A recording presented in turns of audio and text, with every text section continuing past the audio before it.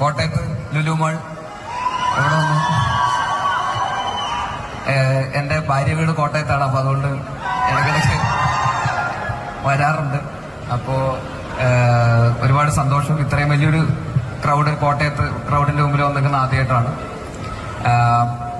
ഈ സിനിമയെ കുറിച്ച് പറയുകയാണെങ്കിൽ പ്രാവൻകൂട്ട് ഷാപ്പ്, ഇപ്പൊ സൗബിക പറഞ്ഞ പോലെ തന്നെ പുതിയൊരു ഡയറക്ടറാണ് ശ്രീരാജ് എന്ന് പറഞ്ഞിട്ട്. അപ്പോ ശ്രീരാജ് ആദ്യമായിട്ട് കഥ പറഞ്ഞത് സൗബിക്കയുടെ അടുത്താണ്. സൗബിക്കയാണ് അൻവർ റഷീദ് അമ്പുക്കെ ഈ സിനിമയിലേക്ക് പ്രൊഡ്യൂസറായിട്ട് സജസ്റ്റ് ചെയ്യും. അദ്ദേഹത്തിന്റെ അടുത്ത് ശ്രീരാജ് കഥ പറയും. അങ്ങനെയാണ് ഈ സിനിമ ഉണ്ടാകുന്നത്. അമ്പൊക്കെയാണ് ഈ സിനിമ സ്ക്രിപ്റ്റ് എനിക്ക് അയച്ചു തരുന്നത്, ഇങ്ങനെ ഒരു ക്യാരക്ടർ ഉണ്ടെന്നൊക്കെ പറഞ്ഞു. അപ്പൊ സ്ക്രിപ്റ്റ് കേട്ടപ്പോൾ തന്നെ ഭയങ്കര ഇൻട്രസ്റ്റിംഗ് ആയിട്ട് തോന്നി. അത് കഴിഞ്ഞിട്ട് ഈ ശ്രീരാജിന്റെ ഷോർട്ട് ഫിലിം കണ്ടു. തൂമ്പ എന്ന് പറയുന്ന ഒരു ഷോർട്ട് ഫിലിം ഉണ്ട്.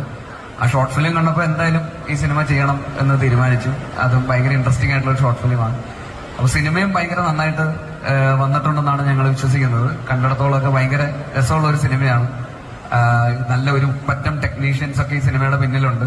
ഇതിന്റെ സിനിമ